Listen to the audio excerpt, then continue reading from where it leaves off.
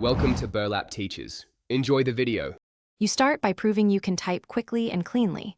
Practice 60+ WPM with 95% accuracy using short audio drills.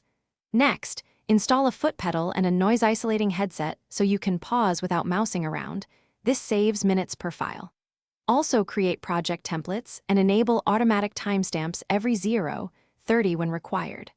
Once done, upload a sample to a platform or client. That first sample unlocks paid gigs and shows you where to refine punctuation and speaker labels. Now you handle tougher audio, run noise reduction and a light EQ to bring voices forward, then slow playback to 0.75.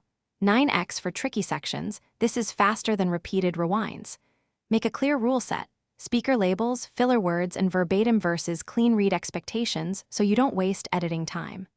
Once done, batch similar files, interviews, focus groups, or lectures so you reuse settings. Make sure to log your time per audio minute to price correctly and accept matching jobs.